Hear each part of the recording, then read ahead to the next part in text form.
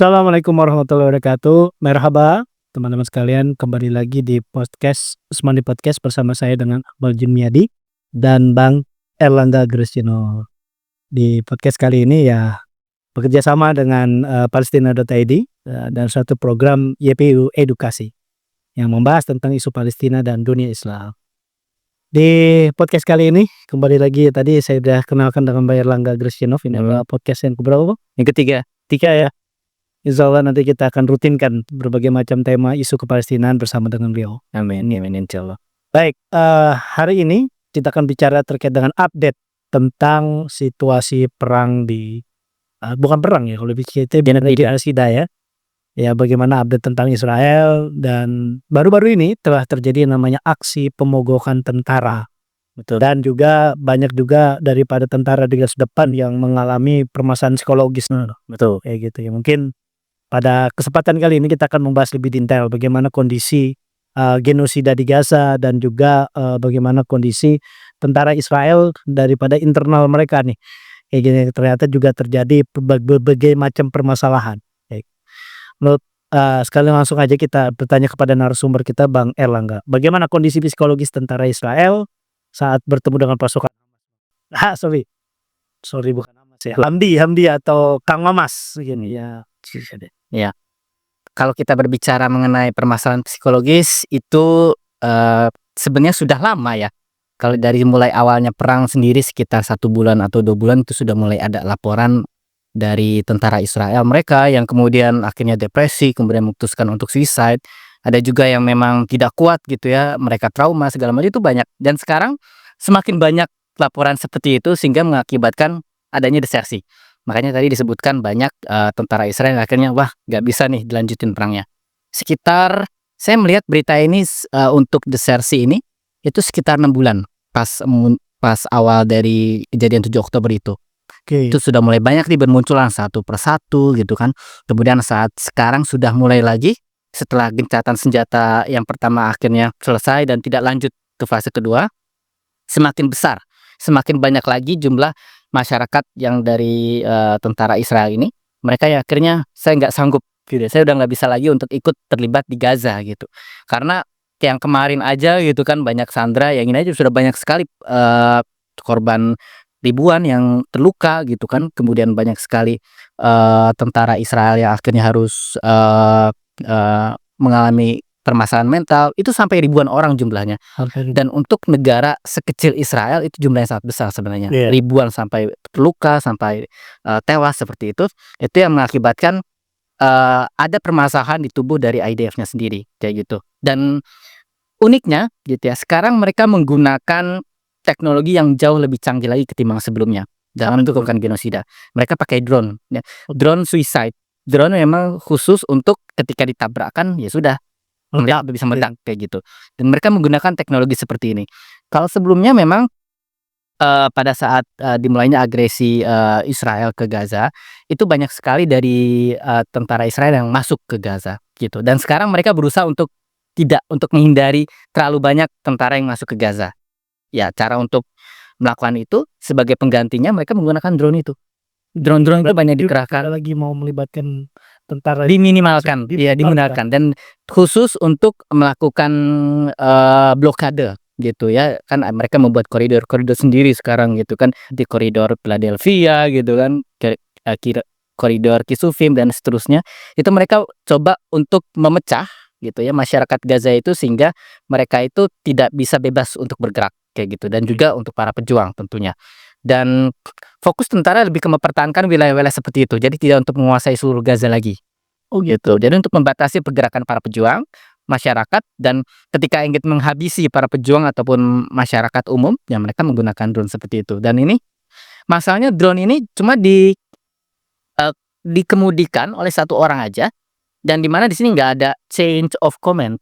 Jadi kan harus ada, misal sebuah tindakan militer itu harus disetujui oleh atasan segala macam, dan ini dengan menggunakan drone saja mereka bisa langsung seperti main helikopter ini ya, remote itu ya, main remote control, kemudian ditabrakan, habis itu banyak warga Gaza yang syahid setelah itu. Dan tidak ada bukti yang wah ini kena habis segala macam gitu, karena buktinya itu lebih senyap kalau yang ini gitu. untuk bukti bahwa ini genosidanya, sehingga Oh gitu. gitu. Berarti Jadi tidak seperti di awal yang besar-besaran membombardir, memblokade. begitu. Ya. Jadi lebih senyap gitu ya, yang mana mengakibatkan, wah ini karena mungkin terluka, karena lagi sakit gitu, bukan karena langsung kena bomnya, kayak gitu. Oh gitu ya. Jadi Cara buat membunyikannya gitu. Jadi teknologi yang sekarang yang mereka buat itu semakin canggih. Jadi saya pernah teringat gitu ya dengan, salah satu ucapan gitu ya dari salah seorang ulama Mesir, bahwasanya sekarang di Gaza ini penindasan itu bukan hanya secara militer saja. Segala bentuk senjata, segala bentuk senjata-senjata baru gitu ya, teknologi baru untuk persenjataan dicoba semua ke mereka, ke warga jadi Gaza. dicoba Uji coba senjata, kayak gitu. Jadi, ya ini kayak kita menganggap warga Gaza ini mereka itu kayak apa sebenarnya, kayak dianggap sebagai kelinci percobaan aja gitu oleh Zionis ini, sehingga ini bukan lagi sekadar, eee, peri kemanusiaan lagi di sini, tapi juga sudah menjadi sebuah kejahatan perang. Kalau kejahatan perang otomatis sudah harus diadili para Iya. pelakunya gitu. Iya iya. Sudah harus ya diseret ke Amsterdam itu, ke Den Haag untuk diadili. Baik.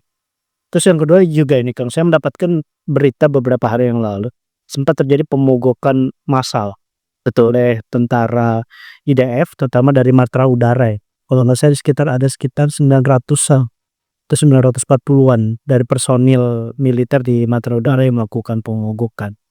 Dan mereka melakukan pemogokan itu karena melihat ada beberapa faktor. Yang pertama itu adalah faktor apa yang dilakukan operasi militer di Gaza hari ini itu seperti sudah tidak lagi worth it dan sudah tidak lagi, mendapatkan tujuan perang yang sesungguhnya gitu. Terus yang kedua, ini lebih kepada, ambisi kepentingan politiknya Netanyahu, Betul seperti itu. betul. Itu gimana itu, Kang? Iya, betul. Kita ketahui kalau Netanyahu ini adalah orang yang sebenarnya sangat problematik gitu ya. Secara domestik maupun secara internasional sudah banyak sekali pertentangan terhadap Netanyahu. Secara internal Israel, dia adalah seorang pemimpin partai Likud yang dimana dia ini juga punya skandal gitu ya, skandal suap, skandal korupsi yang mengakibatkan dia pun harus diseret gitu ke pengadilan juga. Secara internasional ya kita sudah ketahui dia adalah salah satu yang kemudian dipanggil gitu ya sama ICJ untuk ditangkap gitu ya, gitu.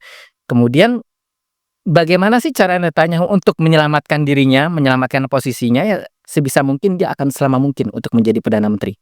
Oh gitu ya. Sebisa mungkin dia ingin sekali agar selalu menjadi perdana menteri, karena ketika dia dicopot dari jabatannya, lengser, otomatis kekuasaan politik dia, kemudian berbagai privilege yang dia dapatkan pun akhirnya hilang gitu. Bisa saja setelah itu langsung tangkap gitu ya sama pengadilan untuk kasus korupsinya, seperti itu. Belum lagi kalau misal ICJ bekerja sama gitu kan, nanti bisa lebih panjang lagi urusannya, Iya. kayak gitu. Dan, memang betul dikatakan ini bukan hanya, bukan lagi untuk tujuan membebaskan sandera, untuk ambisi militer dari Netanyahu itu sendiri gitu. Berarti ambisi politik, Ambisi untuk politik, memperpanjang durasi militer. durasi militer kayak gitu.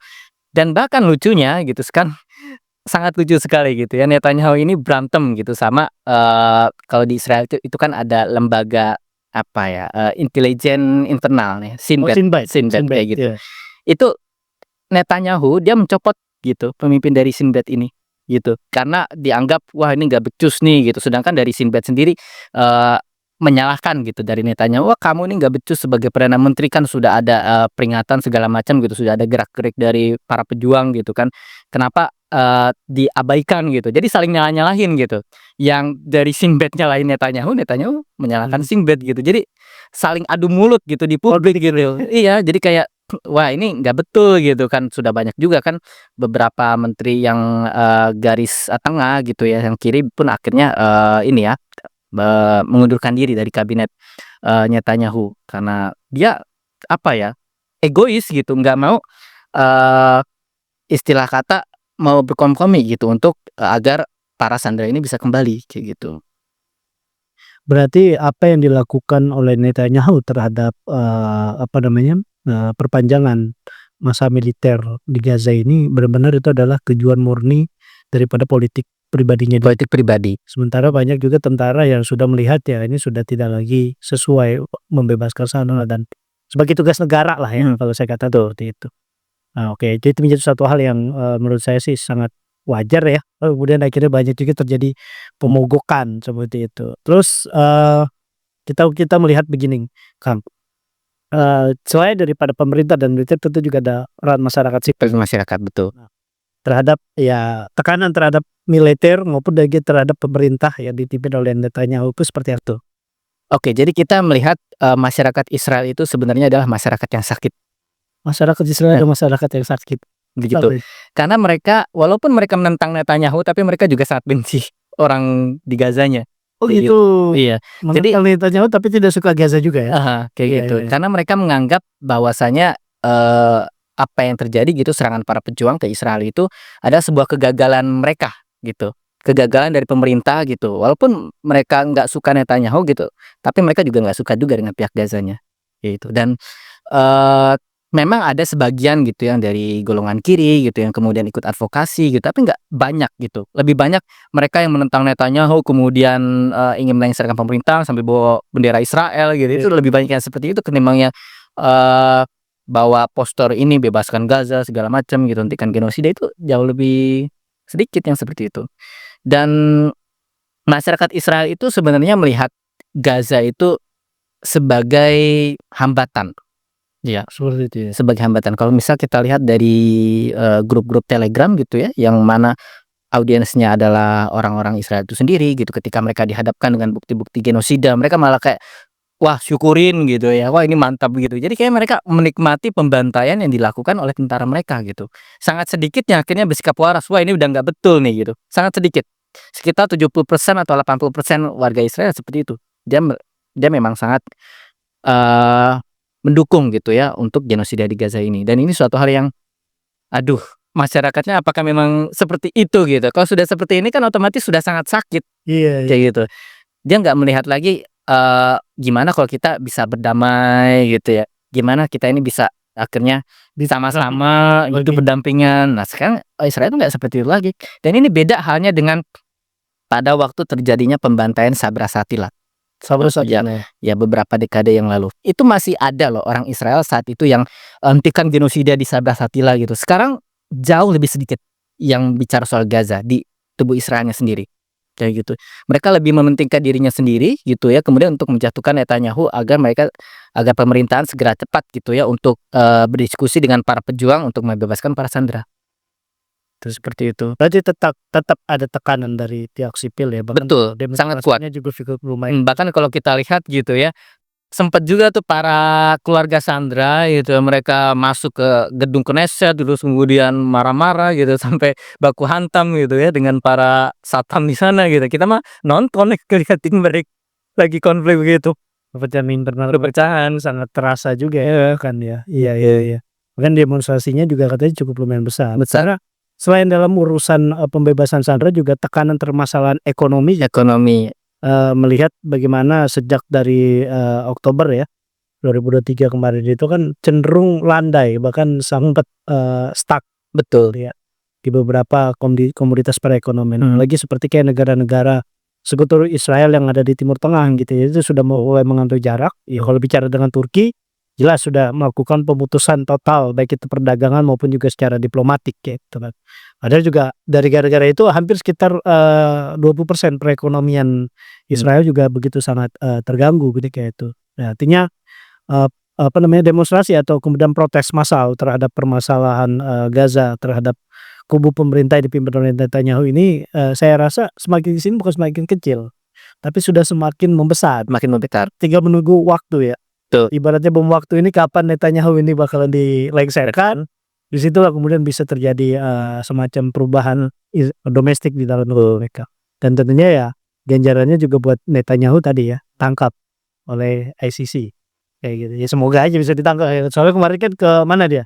Hungari ya. Hungari iya. Nah itu di-suspend dulu tuh ininya pemerintahan dari pengadilannya. Hungari katanya sempat keluar dari Iya gitu kan, lucu banget gitu, bisa mainin hukum gitu ya.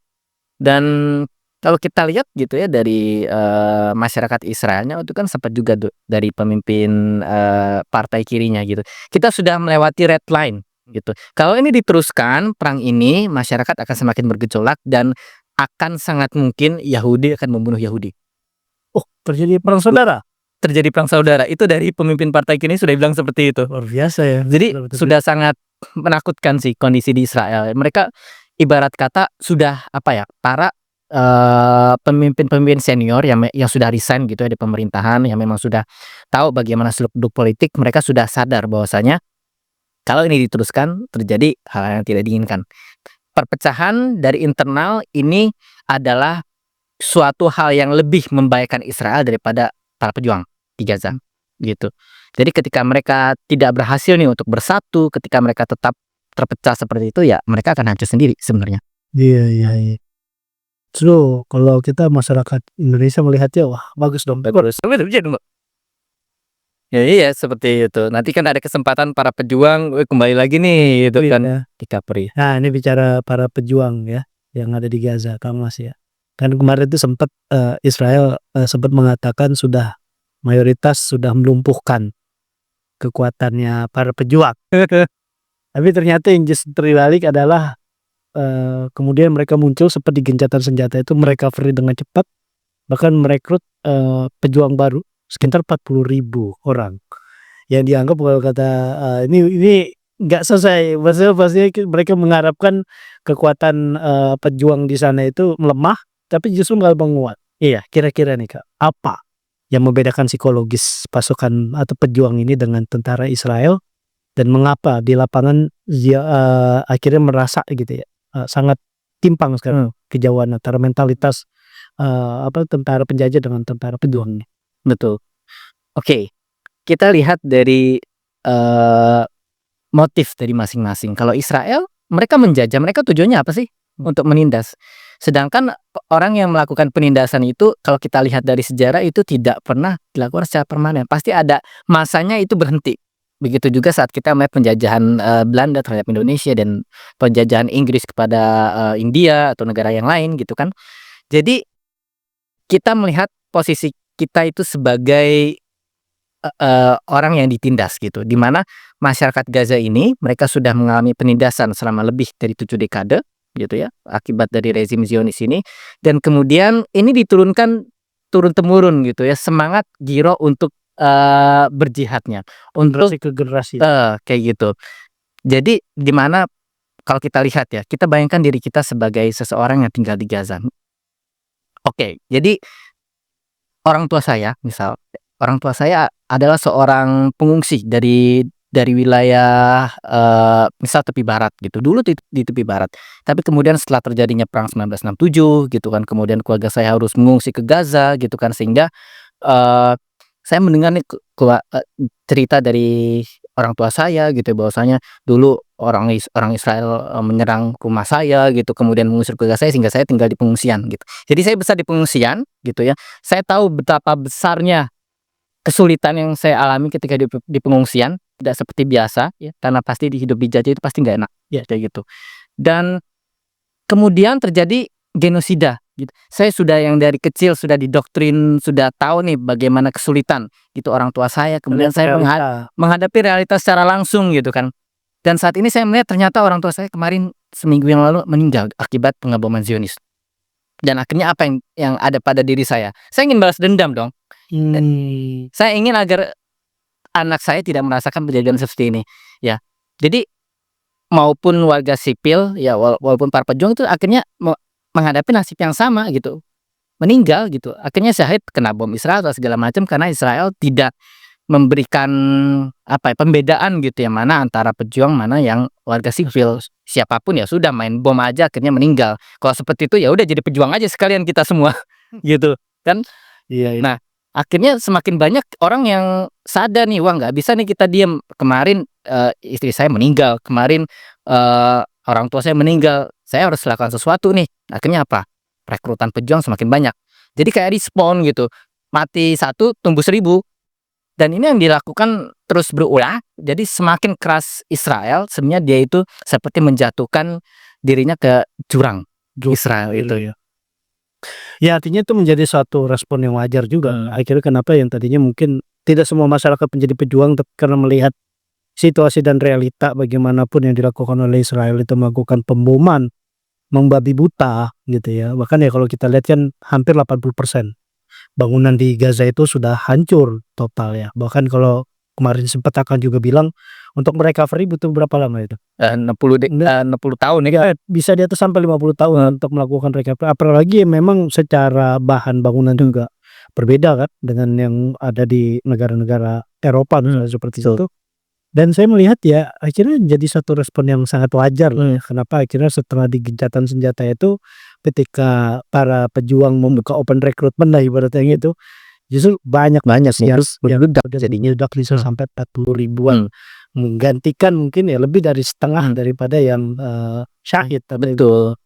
Bahkan sebenarnya Israel ini sudah sangat diwanti-wanti gitu. Waktu itu ada seorang duta besar dari Inggris, dia mewanti-wanti seperti ini. Perlawanan akan terus ada selama penjajahan ada. Oke. Jadi ketika Israel tetap membom Gaza itu sebenarnya kayak respon orang baru untuk melawan Israel aja. Jadi nggak akan ada habisnya selama Israel menjajah kayak gitu. Jadi makanya ditekankan banget nih waktu itu dia mengatakan intinya penjajahan harus segera dihentikan. Jadi segera buat kesepakatan agar ini tidak berlarut-larut sehingga mengakibatkan perpecahan atau konflik ini semakin meluas lagi kemana-mana. Iya. Seperti itu. Tapi kemarin kita mendengar juga, saya juga melihat ya beberapa media gitu ya, sedang coba melakukan negosiasi dengan permasalahan gencatan yang kedua nih, gencatan senjata kembali gitu. Oh iya ada. Tapi kemudian di situ ada satu pasal yang kemudian diajukan oleh pihak Israel dan padahal dari pihak juang itu sudah siap untuk melakukan gencatan senjata kedua, bahkan sudah siap untuk membalikan seluruh sandera, ya gitu. Tapi tiba-tiba ada suatu klausul yang dilakukan oleh pihak Zionis dengan klausul baru, yakni pelucutan senjata. Pertanyaannya, senjata apa yang dilucutin ini? Kan kalau bicara senjata perlawanan yang dilakukan oleh para pejuang ini kan nggak sehebat tentara daripada pihak Zionis kan seperti itu. Menurut Akang gimana ya? Itu sebenarnya strategi aja Israel untuk akhirnya semakin ngebom itu. Karena Iya. para pejuang ini tahu bagaimana karakter perangnya Zionis gitu. Semakin justru mengikuti keinginan Zionis untuk menyerahkan senjata, melucuti senjata ya semakin besar juga untuk genosida mereka gitu. Iya. Jadi ini adalah salah satu red line dari para pejuangnya di mana kita tidak akan menurunkan senjata sampai seluruh tentara Israel pergi dari Gaza dan terjadi gencatan senjata secara permanen. Itu red line-nya. Tanpa gencatan senjata permanen kami tidak akan meletakkan senjata kami. Jadi mau seperti apapun klausul yang dibuat Israel, kalau prinsip seperti ini dia dilanggar, maka ya tidak akan ada kesepakatan selain kayak gitu. Jadi untuk menurut kita nih berarti perjanjian yang coba diupayakan di Mesir ya, karena kalau salah di Mesir itu klausul Israel yang baru ini akhirnya menjadi permasalahan baru gitu ya. Tahu kan ya bukan lagi mempercepat gencatan senjata tapi akhirnya malah memperbesar atau kemudian memperpanjang daripada genosida yang terjadi di Gaza hari ini seperti itu. Baik. Terus mungkin ya ini juga yang akhirnya disikapi oleh tentara Israel gitu ya, yang melakukan pemogokan gitu ya. Dan pemogokan ini apa sih dampak terhadap politik Netanyahu dan koalisi pemerintahannya kan? Oke, jadi kalau kita lihat pemerintahan Israel itu kan pasti membutuhkan dukungan dari militer, dari masyarakat gitu ya, dari secara sosial itu kan pasti butuh dukungan. Ketika masyarakat itu sudah tidak percaya lagi gitu ya, kemudian militer jadi juga tidak mau mengikuti keinginan dari pemerintahan Netanyahu ini, otomatis ya dengan sendirinya mereka tidak bisa lagi akan melawan Gaza. Mereka akan sibuk dengan dirinya sendiri, Israel ini. Seperti itu. Gitu. Terus Netanyahu ini kan sudah beberapa kali ya mendapatkan berbagai kecaman gitu, serangan bahkan dari domestiknya sendiri. Dan salah satu tuntutannya adalah melakukan pemilu gitu. Jadi pengen dilengsarkan gitu. Dan ini akan sulit dilakukan kalau perang itu masih berlangsung gitu. Jadi ada alasan nih buat Netanyahu, kita kan masih perang nih, nggak bisa, kita harus fokus nih ke perang gitu. Jadi pemilunya nanti aja gitu, kayak ya jadi kayak pengen terus dilanjutin perangnya supaya dia nggak pemilu, karena kalau perang selesai pemilu dong, ntar gua kalah, ntar gua ini dong, itu ditangkap jari gitu, dipenjara gitu. Iya. Emang nih agenda Netanyahu pengecut sekali ya. Banget gitu. Memang aduh aneh banget sini orang, bahkan kalau misal kita lihat ya cerita yang ini sebelum terjadinya genosida di Gaza nih, dari mulai tahun 2023. Di tahun 2010 sendiri gitu ya, ada catatan gitu, bahkan psikolog Netanyahu sendiri bunuh diri. Psikolognya Psikolognya bunuh bunuh diri apa itu? karena nggak kuat ngadepin Netanyahu-nya. Kan lucu gitu ya, biasanya kan, psikolog itu kan pasti nge-treat gini kan si, pasiennya agar sembuh, tapi ini mah dari kena mental gitu kan sih. Tapi ini super asli ya? Asli Beneran ya? asli, ada kisahnya kayak gitu, luar Kita biasa. kalau Akang punya sumbernya boleh dah Kang? Ada ini luar biasa Bang. Psikolognya Netanyahu sampai mati bunuh diri, sampai tewas bunuh diri, cuman karena Netanyahu. Berarti memang orang ini psikopatnya. Sangat psikopat, luar biasa. Dan anehnya kok masih bisa sekarang ya, masih hidup loh. Iya. Jadi perang ini menurut kita juga sudah tidak masuk akal ya. Kalau misalnya dianggap dari sisi, pembebasan sandera atau dari pihak pejuang juga sudah siap memberikan, pembebasan sandera secara menyeluruh gitu kan, dengan catatan ya Israel menarik mundur, pasukan dari Gaza. Terus yang kedua juga itu tadi bantuan kemanusiaan, segera dimasukkan dan sebagainya dan siap untuk melakukan recovery Betul. terhadap, kondisi Gaza hari ini. Iya. Tapi ternyata ada klausul baru yang ya kita tahu ya, itu suatu klausul yang kayaknya nggak bakal bisa Dan sepakat, dan itu adalah strategi Israel untuk menolak tuh begitu gitu. Jadi dia membuat sebuah klausul yang nggak akan diterima oleh para pejuang nanti gitu. ujung-ujungnya play victim lagi. Victim. Nah ini pola yang terus berulang dari bahkan pada saat, kita ya waktu itu dengar ya pada saat dimunculkan, isu masuk, gencatan senjata untuk fase 1 gitu kan. Itu sebenarnya draft untuk fase 1 itu sudah dari Mei 2024. Sudah lama sekali gitu ya, tapi baru goals-nya di awal 2025 gitu. Jadi butuh waktu sekitar lebih dari 6 bulan itu untuk bisa ngegolin klausul yang sama persis di bulan Mei 2024 gitu. Jadi cuma ngulur-ngulur waktu aja gitu kan si Netanyahu ini, kayak untuk membuat alasan segala macem gitu kan. Apalagi setelah selesainya gencatan senjata fase ke-1 kan harusnya masuk fase 2 nih. Tinggal dikit lagi nih masuk fase kedua gitu kan, tapi Netanyahu malah ogah-ogahan gitu untuk kirim delegasi, kemudian mereka, malas-malasan juga untuk membuat agar sandera ini bisa bebas gitu. Bahkan keluarga sanderanya pun merasa sendiri gitu, pemerintah kita itu nggak becus gitu, nggak punya keseriusan. Ada jalan tapi nggak dilakuin gitu untuk membebaskan sandera. Udah terbuka jalannya tinggal masuk gitu, cuma nggak mau dari pemerintah Netanyahu-nya. Ini yang mengakibatkan keluarga sandera itu luar biasa marah. Mereka bahkan nggak mikirin para pejuang, mereka mikirin Netanyahu-nya ini yang luar biasa bebal gitu ya. Iya. Berarti memang ini menjadi, kondisi stabilitas pemerintahan apabila masih terus seperti ini sudah pasti ada kemungkinan ya, bisa terjadi tadi Kakak bilang baku hantam. Revolusi ini aduh luar biasa banget kalau terjadi. Saya doakan. Kita doakan juga teman-teman selain untuk memenangkan para pejuang dan juga masyarakat di Gaza, kita doakan juga buat Israelnya semakin pecah belah mereka dan akhirnya saling baku hantam sendiri. Sehingga akhirnya mereka menjadi ya negara yang boleh dikatakan hancur lah kalau bahasa kita dari dalam, bukan dari luar seperti itu. Baik, ini sangat menarik ya Kang, cuman ya lagi-lagi kita akan bicara secara fokus lagi selain daripada internal, negara, daripada, pemerintah sipil dan juga militer yang sudah mencoba melakukan, pemogokan dan sebagainya. Apa nih Kang, melihat dari, luar gitu ya, dunia internasional, terutama untuk masyarakat Yahudi global, terus kemudian juga ya negara-negara lain, melihat permasalahan yang terjadi di Israel dan ya yang terjadi hari ini. Itu sebenarnya Bang. Kalau sikap kita sebagai masyarakat Indonesia dan pemerintah sebenarnya sudah cukup jelas ya sikap kita seperti apa untuk Palestina. Sekarang kita melihat dari sisi Yahudinya, tadi disebutkan juga. Orang Yahudi mulai banyak nih ya akhirnya ngeh gini ya. Ini Israel nggak bisa nih, bawa-bawa nama Yahudi lagi nih. Gitu ya. Gitu. Nggak boleh pakai slogan antisemitisme untuk segala macam, untuk, menyetop suara kepalestinaan kayak gitu. Itu sudah banyak orang Yahudi yang seperti itu. Jadi mereka itu sudah luar biasa banget dari sekarang, mereka itu akhirnya ikut demo gitu kan. Banyak juga dari para Yahudi ortodoks gitu ya. Dari dulu sampai sekarang semakin banyak tuh ya orang Yahudi yang pakai topi hitam itu yang bundar itu, mereka angkat ini gitu ya, angkat slogan untuk, stop genocide segala macam. Dan ini juga mulai masuk ke mereka orang-orang Yahudi yang sekuler gitu.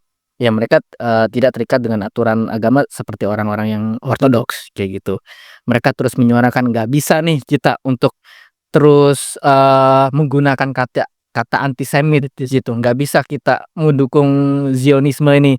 Hentikan lagi deh pemerintah Israel, jangan bawa-bawa nama kami gitu, jangan bawa-bawa nama agama Yahudi gitu kan. Kita harus apa, istilahnya mereka tuh ada, eee, namanya tuh tikum olam. Tikum olah. Itu heal the world. Hah? Maksudnya? Heal the world. Heal the world. Menyembuhkan dunia ya. Dunia ini kan lagi sakit gitu. Jadi secara filosofi Yahudi mereka berpikiran kita nggak bisa. Justru ini sangat apa ya, bertentangan dengan itu tadi, dengan prinsip tikkun olam itu gitu. Jadi mereka sebisa mungkin yang Yahudi yang waras nih ya, mereka nggak menginginkan agar genosida ini terjadi dan ya sudah, gencatan senjata segera dilakukan dan para sandera bebas dan warga Gaza kembali mendapatkan, bantuan yang semestinya. Iya, karena bagaimanapun kembali lagi ya, perkara masalah, melakukan, perang ataupun kemudian upaya pembebasan sandera yang akhirnya ternyata ada makna terselubung, ada tujuan ambisi pribadinya Netanyahu yang ada di dalamnya sehingga akhirnya melihat tujuan perang mereka terhadap, di Gaza ini sudah semakin, memudar. Tidak jelas. Sudah semakin tidak jelas bahkan semakin ambigu bahkan dengan terjadi banyak pemogokan dari, tentara Israel itu sendiri. Karena melihat saya juga nggak setuju ya kalau misalnya kita melihat apa-apa bicaranya nih, wah kita nggak dukung Israel berarti antisemit gitu kan. Seakan-akan bilang antisemit bahkan beberapa masyarakat kita juga melihat ya saking mengagung-agungkan terkait dengan masalah semitisme ini, yang menyamakan bahwasanya antisemit berarti anti Israel padahal kan enggak juga gitu kan ya. Kita lihat ya masyarakat kita beragam gitu kan apalagi ya bicara sejarah Palestina juga dengan, toleransi beragamanya juga bagus gitu kan dengan semitisme ataupun ya bicara seperti ini kan nggak cuma orang Yahudi sebenarnya kan, sebenarnya orang Arab juga sebenarnya kan masuk antisemit juga gitu. Keturunan Sam. Tapi mungkin okelah, kosakata ini digunakan untuk mereka gitu sebagai orang Yahudi. Tapi kan apakah memang tujuan Yahudi itu dengan melakukan genosida itu benar bisa dibenarkan? Kan enggak juga. Enggak. Betul ya, seperti itu ya. Ya sih, mulai banyak nih orang-orang Yahudi juga yang sekuler sekalipun gitu ya, gitu. Kemudian menolak gitu ya. Ya dan ini lucu sekali gitu ya saat, ide menentang Zionisme ini akhirnya disebut sebagai antisemit dan ini adalah ide dari Theodor Herzl juga. Jadi Theodor Herzl dari awal ya, dari awal dia membuat ide Zionisme ini dia sudah menulis nih, siapapun orang Yahudi bahkan ya yang menentang ide Zionisme adalah antisemit juga. Walaupun itu Yahudi. Oh iya, orang Yahudi. Kan dia artinya dia membuat sebuah ide tapi dia nggak mau ditentang gitu loh. Jadi dia sudah membuat ide ini adalah ideologi yang fasis gitu, tidak Tidak fasis bisa loh itu. gitu. Fasis banget. Ya bukan rasis lagi tapi fasis. Fasis gitu. Menolak orang Yahudi juga yang menolak antisemit. Kan lucu ya, saya menolak diri saya sendiri kan secara logika kan nggak masuk kayak gitu. Iya. Ini juga yang menjadi satu problem ya kalau menurut saya ya.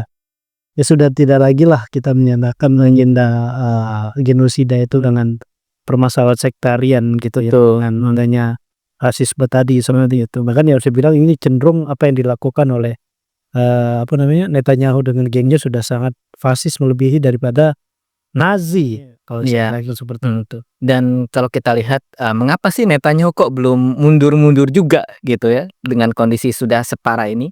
Kalau kita lihat itu dari pendukungnya kan. Pendukungnya. Ya, pendukung Netanyahu ini kan orang-orang kanan garis keras, ekstrem, Kanan konservatif sekali yang, yang memang sudah, benar-benar anti Arab gitu, anti orang Palestina gitu. Bahkan, kemarin ya saya dengar ada berita terbaru bahwasanya polisi Israel itu sudah mengizinkan gitu sekitar berapa 600 ya, saya 600 orang Yahudi untuk masuk ke Masjid Al-Aqsa.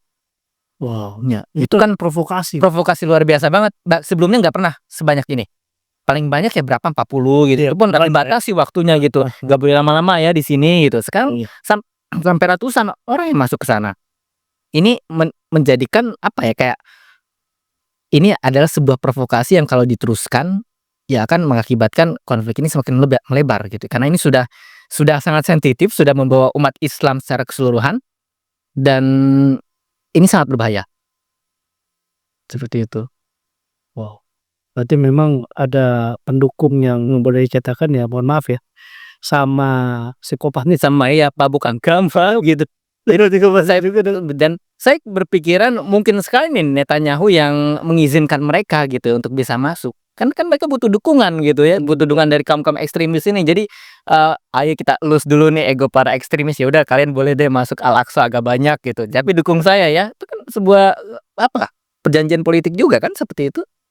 Ya begitu sangat boleh dikatakan ya memprovokasi, bukan lagi cuma masalah perang, tetapi ini sudah memprovokasi umat Islam. Harusnya sih kita bagi umat Islam terutama ya bisa lebih aware gitu ya. Ini sudah sedemikian militannya si Netanyahu gitu. Kita nggak boleh kalah militan harus betul. Ya gitu. Kita lebih harus punya suara yang harus jauh lebih tegas lagi, lebih banyak lagi, lebih keras lagi bahkan kayak gitu ya dengan permasalahan di sana. Dan memang alhamdulillahnya memang hari ini respon masyarakat Indonesia ya, saya lihat sudah mulai lagi tuh Kang, aksi-aksi. Jalan kembali diturun, kembali ada di Bandung, Surabaya, dan terakhir kemarin juga saya dapat informasi di Jakarta ya. Saya rasa itu juga perlu kembali digalakan ya. Harus Seperti tiap minggu, kalau bisa tiap hari ya ada tuh yang ini, yang konsisten. karena negara-negara non muslim pun ya seperti kayak itu, Amerika sendiri, Jepang, Korea, Korea Selatan dan sebagainya gitu. Mereka juga memberikan berbagai macam upaya dukungan. Saya merasa kok yang non muslim jauh lebih militan dari kita. Bahkan mereka sampai chaos gitu ya. Di Amerika itu kan Universitas Harvard gitu. Oh iya, itu sangat jelas banget itu kasih yang boleh dikatakan menentang kebijakan Donald Trump gitu ya untuk mendeportasi atau membatasi gerak politik mahasiswa ya, pengeras suara mahasiswa dalam mendukung Palestina. Dan ini adalah salah satu kampus yang reputasinya memang nggak bisa dianggap embel-embel kan, itu Harvard gitu. Di waktu di mereka pesen wisuda ya kemarin. Saya memberikan suatu perlawanan dengan membentangkan dan juga mengibarkan bendera Palestina dan menyalakan suara-suaranya langsung di sana. Betul. Kita harus gimana nih Kang? Sebagai satu satuan terakhir dari mana? Karena kita melihat kan Israel sebenarnya sudah semakin melemah nih. Nah, sekali lagi persatuan itu yang menjadi suatu hal yang sangat sulit dihadapi oleh umat muslim ya.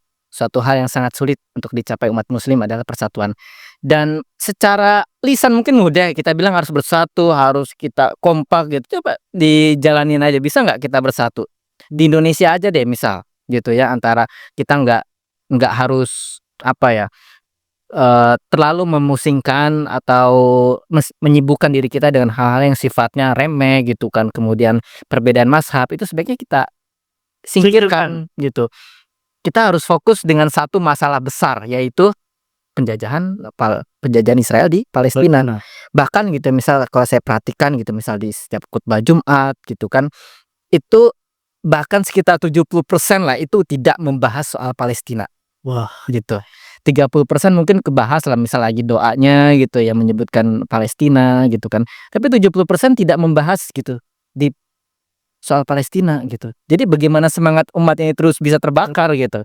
Bahkan sebenarnya penting juga gitu, misal oke, kita aksi, tapi misal di setiap khutbah Jumat itu yang paling sederhana sebenarnya itu disebutkan soal Palestina aja cuma sekitar 70, yang disebutkan soal Palestina cuma 30%. 70%-nya tidak menyebutkan soal Palestina.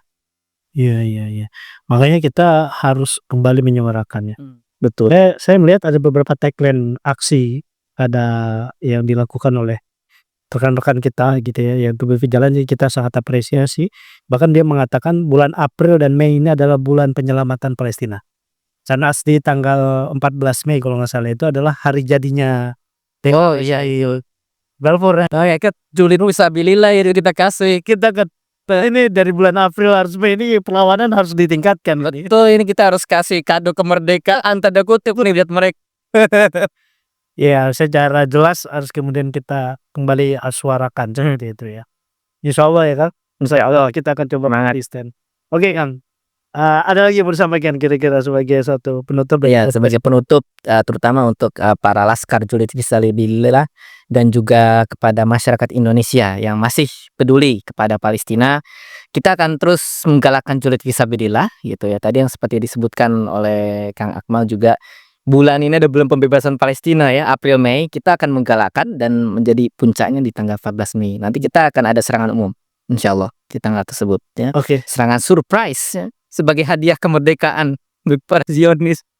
Bener bener, kita harus benar-benar serius untuk menghadapi hal ini. Dan kalau tadi Akang menyebutkan pada relawan julid fisabilillah, kita juga di Persahabatan Islam Usmani kan ada Berani Kang. Beda berani, yes. Ada relawan Usmani Indonesia, ya teman-teman yang masih belum bergabung ayo bergabung gitu kan. Dan juga insya Allah kita sama-sama akan berkolaborasi, karena kebetulan juga Kang Erlangga ini adalah anggota Dewan Kehormatan daripada Yayasan Persahabatan Islam Usmani untuk sama-sama menyuarakan, memperjuangkan Palestina sampai merdeka. Itu ya Kang ya? Gitu. Allah. Siap. Terima kasih atas waktu dan Sama-sama. Kang. Semoga Yap. perjuangan kita konsisten. Amin, amin ya. Kemudian insya Allah mendapatkan dukungan dan juga perjuangan dari kekuatan dari Allah Subhanahu Wa Taala. Amin, ya rabbal alamin. Sekian kami dari podcast Usmani undur diri kali ini, dan jangan lupa untuk subscribe gitu. Dan buat teman-teman yang ingin membeli merchandise bisa melakukan di website palestino.id, dan yang ingin berjihad dengan hartanya atau berjuang dengan memberikan harta terbaiknya bisa ke website ypu.org. Kurang lebihnya minkum, bila Assalamualaikum warahmatullahi wabarakatuh.